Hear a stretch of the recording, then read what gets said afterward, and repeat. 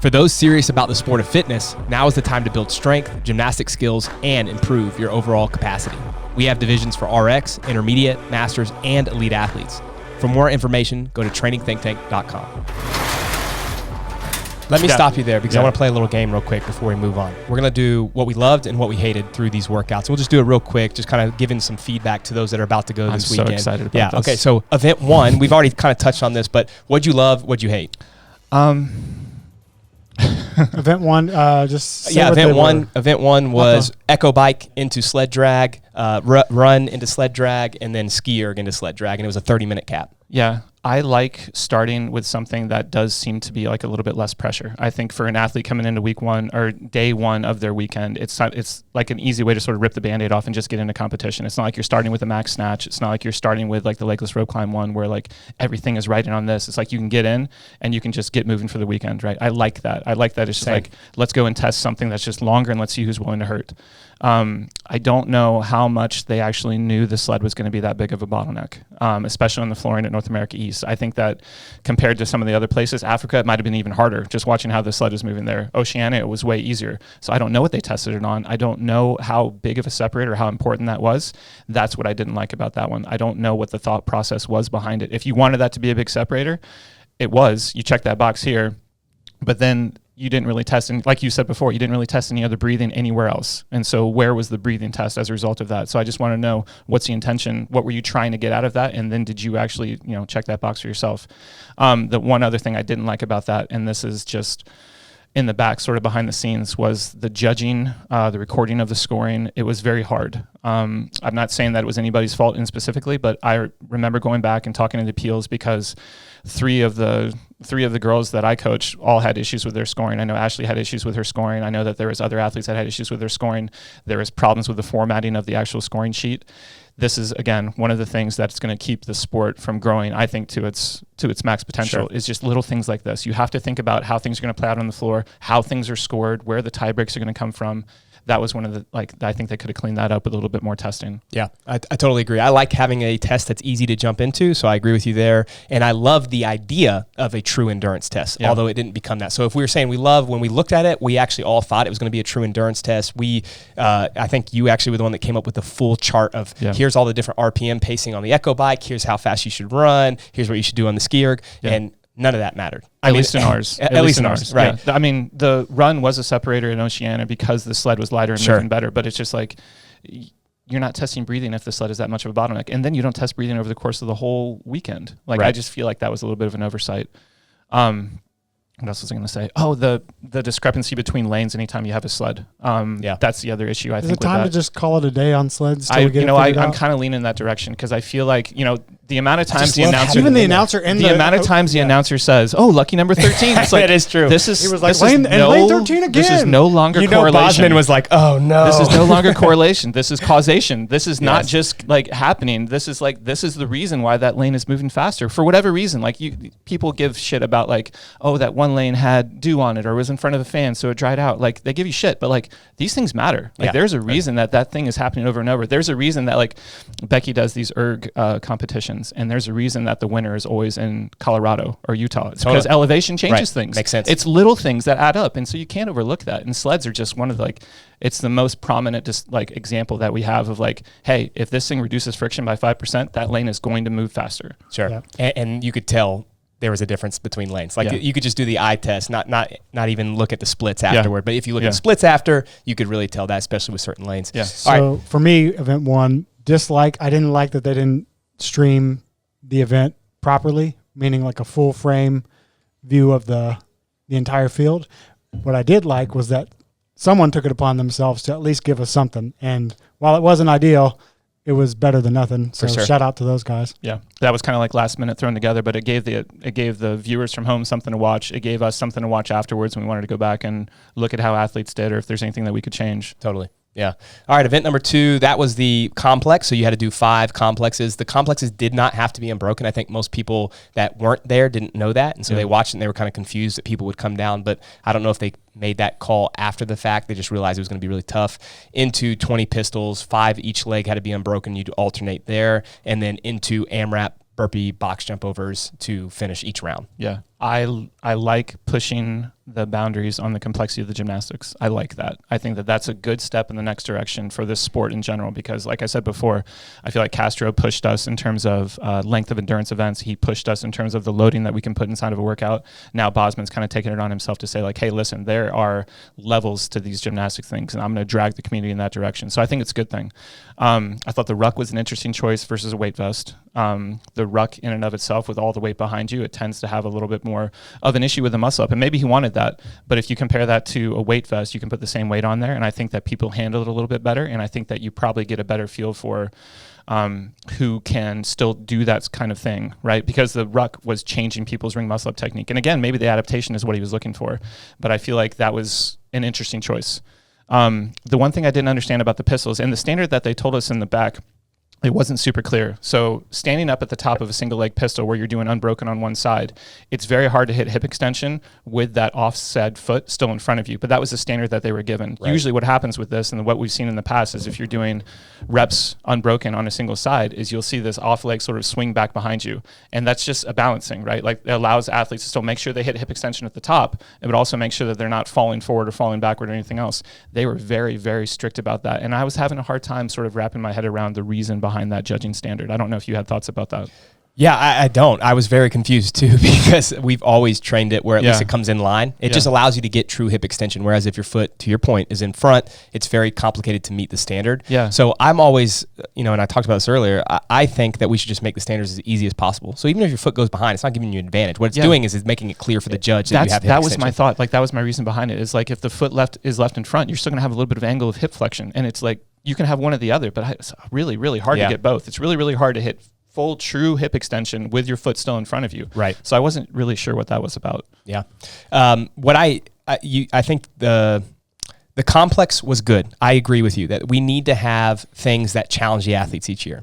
My complication, and those that have listened to our podcast have always heard me say, if it's not viewer friendly, it just complicates the sport. So in other words, when 28 females can't get through a certain part of the complex at some point, there's an issue there. And that didn't happen just in that event. There were multiple events that people really struggled. Same thing with the legless rope climb. So my thought would be, okay, let's bump it up a little bit. Maybe just don't use the vests. Maybe just do the complex with body weight, because I promise you that still would have slowed people down. Even the guys would have struggled, not necessarily going unbroken, but they would have had to pace out the burpees still. Yeah.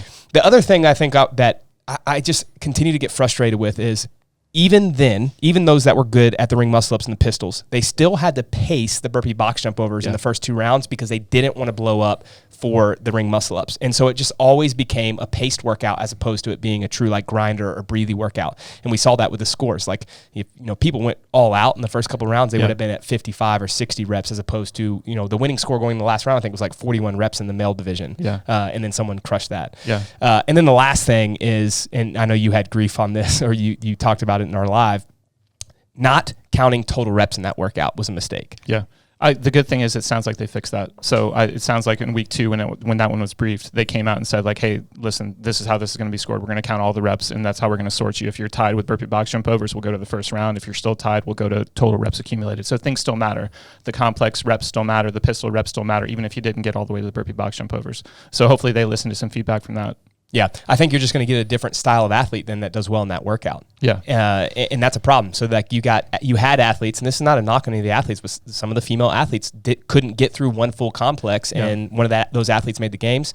I just don't know if you want athletes at the games that aren't good at ring muscle ups. Yeah, to me, it's a commentary. Hold on, real quick. Can I pause you? Are you saying that if that athlete went this week, now that they fixed it, they wouldn't make it through? Or they'd have a different score? They would have a different score. I don't know if they'd still make it through or not. I mean, she did great on other workouts. So I'm not saying she hasn't earned her right. She did. Under the rules, she earned her right. I'm just clarifying, is that what you were saying? That the score would be different score according to the change? Possibly could be different. I don't know, because I think that she got like 2 actual complexes. I don't know if her score would be any different. I don't know if that would bump her above or below anybody else. I think where I was interested with that is the idea of trying to send the most well-rounded athletes to the games, right? So where I go with this is it's almost like the scoring table is my issue with that. I feel like for an athlete to come dead last in one and then first in another, you're rewarding a specialist, right? Yes. So if that person can go to the games, you're rewarding a specialist. And this is maybe one of the downsides of his style of programming is if you're really good at one of the bottlenecks, one of the separators, and you get a first place, the points that you get from that can offset one or maybe two really bad finishes, right? So we have a last place and a first place, goes to the games. There was another guy who got the last spot who had a 51st place to start off the weekend. To me, I feel like if we're trying to come up with well-roundedness, this is one of the things where I'm going to start poking holes in Bosman's style of programming is you can reward the specialist, but you still have to punish the weaknesses that they have a little bit more. And I think that has to be done from a scoring perspective if you're not going to do it through a programming perspective. How would you do that? I think it's relative placement. I think that if you can go with I don't know if it changes anything, but like if you look at Tyler Watkins' Z-score stuff, something like that where the 100 points that they get is offset by the 0 points that they get here, or there's more of a penalty for having that discrepancy in terms of where your fitness is at. Because if we're going to place very specific bottlenecks, there are going to be specialists who start to emerge. And if they can grab a ton of points and offset their weaknesses, I think that you're going to start seeing less well-roundedness at the top level and more just people who be like, you know what, I can't do wall-facing handstand push-ups, but it's one test out of 7. Screw it. I'm not going to worry about it. Agreed. Yeah. Yeah, I think you're going to see more of that. And or even at the games. Like at the games, if there's 13, 14 tests and one of them is your weakness, screw it. I don't care. I got time to come back. To me, that's what scares me most is I like not to always bias it towards like the athlete that can breathe really well or is really like good at gymnastics, like the basic gymnastics. But if you avoid all of that, then you are going to always end up with the specialist, and that scares me for the sport. Yeah, so if it's not getting solved from a program perspective, I think that they have to look a little bit closer into how they're scoring these things just to make sure. Well, again, I don't know what the goal is, but if it's me, I want to send a well-rounded athlete. I want to send somebody who doesn't have this glaring weakness or doesn't get rewarded too much for what their strength is. Yeah. All right, event number 3 was a benchmark or a benchmark style workout instead of regular bench. It was dumbbell bench, so that was Linda. Love and hate. I think the hate for me, it comes from a very biased perspective. It's the sequencing of workouts over the course of the weekend. I think Linda in this setup is appropriate. I think it was a step up from where it was tested in 2018. When was it? Yeah, 17 or 18, somewhere in there. 2018, I think. It challenged the athletes in a good way. I think it's pushing the sport in the right direction. I like all of that. To put those athletes in that situation of having to do heavy dumbbell bench press after they just did a ton of ring muscle up complexes that included extra dips built into them and the burpee box jump overs, I think even looking at that ahead of time, knowing what happened to our athletes afterwards, looking at that ahead of time, I was like, this is going to be a problem. This is going to be a problem. This is going to have to, one, probably change how our strategy is going to be for the bench press. When you just saw the workout, you thought it was going to be a problem. Before we even got down to Orlando, you can look at that and say, like, this is an issue. This is going to be an issue. One, I hope it's not an injury like risk. I'm in the back of my head, I'm like, this is going to be a problem. But 2, it's almost like you have to change a lot from a strategy perspective. And you also probably have to change a lot even for 4 and 5, the amount of tension that athletes accumulated in their anterior shoulder and their chest going into a snatch, like they're going to have issues. And you saw athletes missing behind, hurting their elbows, not being able to hit some of the numbers that they want, or the athletes who have a little bit more shoulder tension being able to catch a little bit easier just because they were used to it. I think that, again, this goes back to transparency of the testing body in general. If you open that up a little bit more and you get more eyes on it from an outside perspective, I think it's a little bit more likely that somebody is going to say, hey, look at this. This might be a problem. Anybody think about this? Versus just like looking at each one in isolation. Each one in isolation, I'm okay with it. There's things that we can talk about and we can nitpick. The order of those events, 1, 2, and 3, I looked at those and I was like, ooh, this is going to cause issues. And I don't know if that was said in the back. And I don't know if it was said in the back, how it was received, or if they thought about that. Yeah. I think you would have to have more than just a few people test. So you'd have to get feedback from athletes that are a similar level, which is complicated because most of those athletes are competing. Yeah. And then also have them do those workouts in order with the same standards, the same transitions, all those things, the same pressure, which is just impossible to do. So I don't know how they would do that well. I'm sure there's a system that we could come up with and hopefully give them feedback, but that's also just, I think, complicated, to be fair to CrossFit to do that. With that said, this is the 3rd workout in a row where people got time capped, and it wasn't just 1 or 2 people. It was a huge chunk of the field. And so when I'm looking at it, I love Linda. It's one of my favorite tests, but if they're going to choose a benchmark workout, again, it's another one that everyone's bottlenecked on. So you just are watching people fail dumbbell bench press or having to wait a long time before they get the dumbbells up, which is not fun to watch.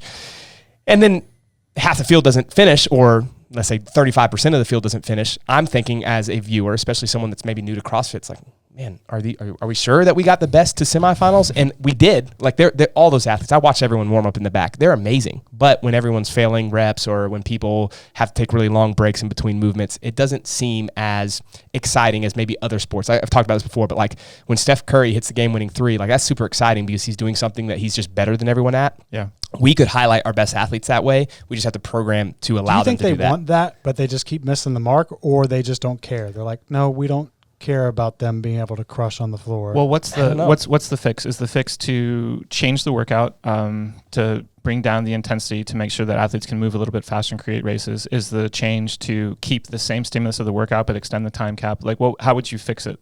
Yeah, I think I would just make them less complicated. I would. Here's a challenge, and I get this, and this is something I think we'll do another podcast on. Basically, what's the difference between the top 10 athletes at each semifinal, or those that are qualifying for the games is probably a better way to put it, and then like the bottom 20? Because there is a huge difference still, and that's not a knock on any of the athletes. Those athletes there, the 60 that were in North America East, even the 60th place guy and girl, they're really, really good. Yeah. But they're just not as well-rounded, and there's a lot of other things. So when programming, we have to kind of keep that in mind, that the 60th place athlete just can't do what Alexis can do. And that's why Alexis makes the games, and that's why she's as good as she is. But there's a way to test both of them where at least there could be some races, or at least this person's not failing every single rep. So again, to my point, lighter sled would make that first test a lot easier, and you could still get a good stimulus. Of workout 2, take the vest off. You're still going to get a good stimulus there, and people like Alexis will still shine because guess what? She's better at muscle up, so she's still going to be able to crush that. It just makes the burpee box jump overs matter more. Event 3, it probably is just a lighter dumbbell for both the males and the females, and I know that they want to keep pushing the load up, but if guys and girls are failing those and having to break those up into 3 or 4 sets on the 7s, I mean, it's just not entertaining to watch. Now, I know it was easier for the guys, so maybe we keep 90 pounds for the guys and it's 50 pounds for the ladies. Like even a little bit of a change, I think would have made it a little bit easier. And then look, the dumbbell in general is very hard to judge. And a lot of people got away with bad reps. They would kind of bring the head down and touch it and almost do like a JM press or something like that. Yeah. Probably would have just been better just do another barbell. Yeah. I was giving feedback afterwards through Brian Friend, hoping that it makes its way upstream. And one of the things that I noticed about that one was the angle of the judge. It seemed very strange to me. So if the bench is set up like this, the judge is back here at a diagonal and is going to have a really hard time seeing their right arm or their left arm, whatever one is on the far side every single time. And it caused issues in both directions. Sometimes it would look like that dumbbell didn't touch. Sometimes it would look like it did touch. And I saw good reps that were actually bad reps that were actually good reps. And I think, again, like this is one of those things where you're thinking about safety, right? You don't want the judge to be like all up in their face while this person's throwing dumbbells at them, but you also have to make sure that standards are applied as consistently as possible. And part of that is, where is the judge at? What are they looking at? Are they able to see what's the bottom of the range of motion, what's the top of the range of motion as clean as possible? Yeah. And by the way, I'm not saying that every workout, everyone should just crush and fly through. Like that's not what we want either. So there need to be some workouts that are like that. And that one in particular, I don't mind. That's supposed to be a grindy workout. Everything's a little bit heavier. You're trying to cycle a barbell. Workout 2, a little bit different. Workout 6 even, I really like the concept of workout 6, but to your point, and I know we'll get to it in a second, it's just like the row and the overhead squat didn't matter, and then 28 females didn't get through back to the row, or a number similar to that. Like that's just that's half of your field that are really struggling, and in fact, some of the girls that were in the final heat or second to last heat didn't even get through the first set of rope climbs, and that is just really frustrating to watch. So Chris has done this thing to me a lot lately when we argue about something, or when I try and bring up a point, he says, well, what's the benefit of the doubt? What's the counter argument to all of that? So the counter argument for me, and I said this before on the live, and I'm going to try and say it maybe a little bit more cleanly now. To progress the sport, the athletes, the very specific athletes, need to have a very, very big motivator to continue to try and work on the things that got exposed, right? Being exposed is a very emotional experience. If you're out on the floor and you're failing something, that's an experience that I wouldn't wish on anybody. And I know that's very painful for those athletes, whether it's pegboards back in the day at the games, whether it's a weight on a yoke, weight on a deadlift, something else. I think that is a very good driver for growth at the individual level, to have those kinds of experience rather than like afterwards. Like if say that we lighten things up, say that we took the ruck off, we made the rope climbs not as high, we made the handstand push-ups a little bit less, and there was less of a bottleneck.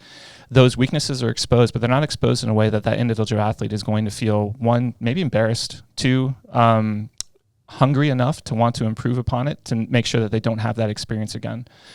I think that can be a very powerful driver for athlete potential in the long term and on the bigger picture. If we are putting these athletes in a situation where they are challenged beyond their capabilities, they're going to go back in the off season and they're going to attack it with probably a little bit more passion than if it was just kind of like, oh, you got a couple of no reps there, or you had to take a little bit longer than that. So that's my benefit of the doubt. I 1,000% agree with you in terms of we need to be very, very sensitive to what things look like. What is the aesthetic appeal of our sport for somebody just walking by? Like, say that they are walking down whatever that was, International Drive in Orlando, and they happen to hear some noise, and they walk into the venue and they buy a ticket, and then they walk in and they're like, what are they doing with the dumbbells right now? Why can't they climb the rope up all the way? We have to figure out a way to appeal to those people. I think that one of them is there's a lot of really, really good potential value from seeing people do amazing stuff. And the amazing stuff has to be like just as clear as day to the naked eye from somebody who doesn't know anything. I think that there's some value in allowing some athletes to struggle out on the big stage because I think it's going to drive them to growth that they probably wouldn't have gotten otherwise. Yeah. But no, I think that's a really good point, and I agree. I think you're right. I guess the pushback there would be that those same athletes would still struggle. It just wouldn't be in the same way. So in other words, it would be a more entertaining race, but you would still look at the scoreboard and say, wow, I lost by 3 minutes. Because the percentage at which they lost probably wouldn't change much. Like if you didn't give a vest to Alexis, she just still would have beat everyone, and it still would have been like the same gap. It just she would be faster and they would be faster, but the gap would stay the same. Yeah.